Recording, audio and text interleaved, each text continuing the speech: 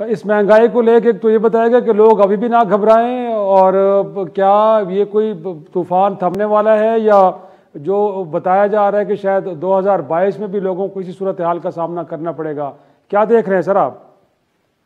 دیکھیے شرائط صاحب، گھبرانے سے اگر کوئی فائدہ ہوتا ہے تو مل کے گھبرا لیتے ہیں.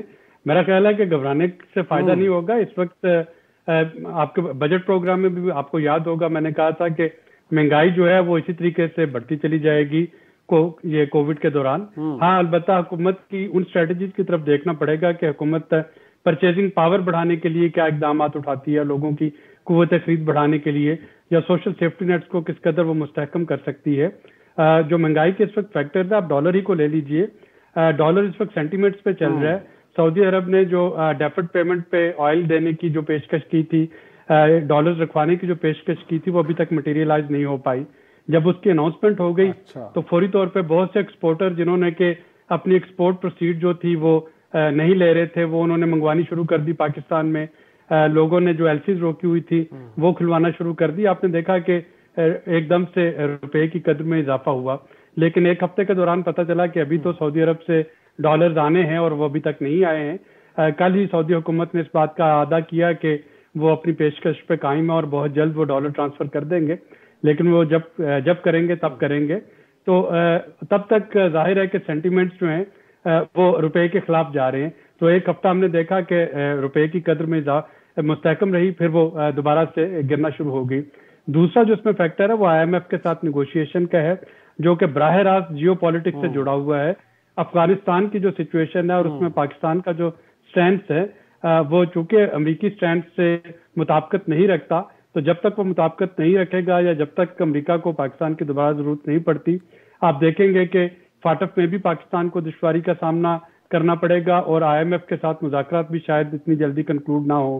تو اس کی وجہ سے بھی روپے پہ پریشر جو ہے وہ آ رہا ہے.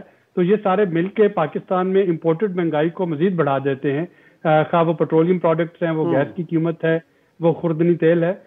تو یہ وہ فیکٹر ہے جو کہ شاید آنے والے چند ماہ میں کور نہیں ہوں گے. اس لیے اس وقت بجائے اس کے کہ یہ دیکھا جائے کہ مہنگائی بلند ترین سطح پہ پہنچی جو کہ پہنچتی رہے گی، یہ دیکھنا پڑے گا کہ حکومت اس مہنگائی کو روکنے کے لیے کہ اس کا اثر جو ہے وہ جو 40% لوور اور مڈل انکم ارنر ہیں ہمارے عوام، ان تک اس کا اثر کم سے کم پہنچے، ان اقدامات کی طرف دیکھنا پڑے گا. مناسب پوائنٹ ہے. میں ہارون شریف صاحب اکثر آؤں گا، اور جس طرح ڈاکٹر سلیری صاحب کہہ رہے ہیں ان کی گفتگو سے تو لگ رہا ہے کہ ایکسٹرنل فیکٹر زیادہ پریڈومیننٹلی پاکستان میں مہنگائی کے باعث بن رہے ہیں. وہ آئی ایم ایف کے ساتھ مذاکرات ہو اور کبھی تک ڈیسیجن نہ ہونا ہو، یا پھر آئل پرائسز دنیا میں بڑھی ہیں، یا پھر وہ کہہ رہے ہیں کہ افغانستان کی صورتحال بھی پاکستان کے اندر ڈالرز کی قیمت کو اوپر لے جانے میں وہ اپنا رول پلے کر رہی ہے. بٹ پاکستان، آپ کو لگتا ہے کہ صرف یہی عوامل ہیں جس کی وجہ سے مہنگائی بہت زیادہ بڑھ گئی ہے، یا مینجمنٹ کے ایشوز بھی ہیں، اور پاکستان کے اندر بھی جس طرح کہا جاتا ہے کہ ہورڈنگ اور دیگر عوامل مل کے بھی ایک اس مہنگائی کے اندر ایک بہت بڑا رائز لے کے آئے ہیں؟ کیا کہیں گے سر آپ؟ جی شکریہ شاہد صاحب.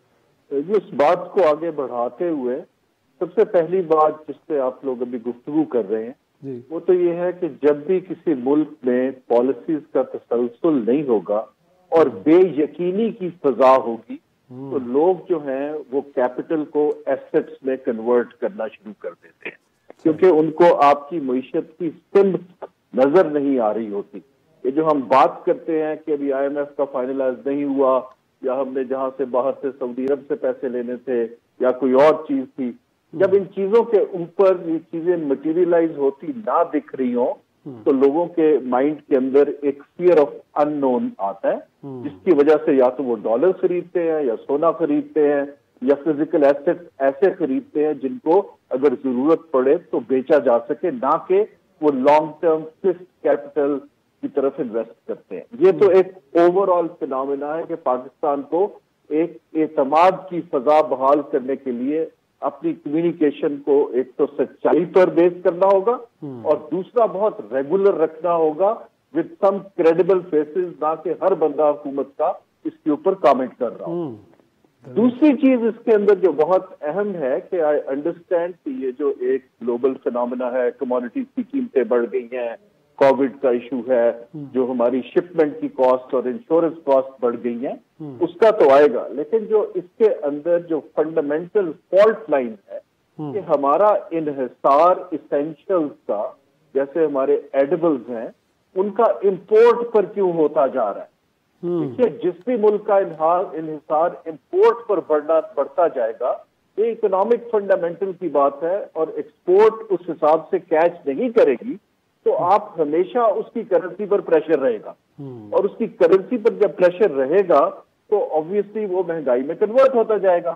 تو آئی تھنک اس وقت جو حکومت کو اسٹرینتھ دینے کی ضرورت ہے وہ یہ ہے کہ ہم جو فیوچر کے لیے قرضوں سے اپنے ریزروز بڑھانے کی بجائے ہم اس میں فارن ڈائریکٹ انویسٹمنٹ بھی لا رہے ہیں, ہم ایکسپورٹ ارننگ کو ایمبیشسلی بڑھانا چاہ رہے ہیں, لیکن اس کے لیے جو کاسٹ ہے وہ کچھ لوگوں کو تو اس کو نقصان ہوگا جو پیٹرنیج کے اوپر آگے بڑھ رہے ہیں, جن کا سیاسی پارٹیوں کے ساتھ ایک کرونی نیکسس ہے. لیکن اگر حکومت سب کو خوش رکھنا چاہ رہی ہے تو میرے حساب سے اس وقت خطے میں ہماری مہنگائی 40% باقی ممالک سے جو زیادہ چل رہی ہے, خاص طور پہ کھانے پینے کی اشیاء کی, وہ بہت کنسرننگ ہے, اور وہ ریورس ہوتی میڈیم ٹرم میں مجھے نہیں دکھائی دے رہی.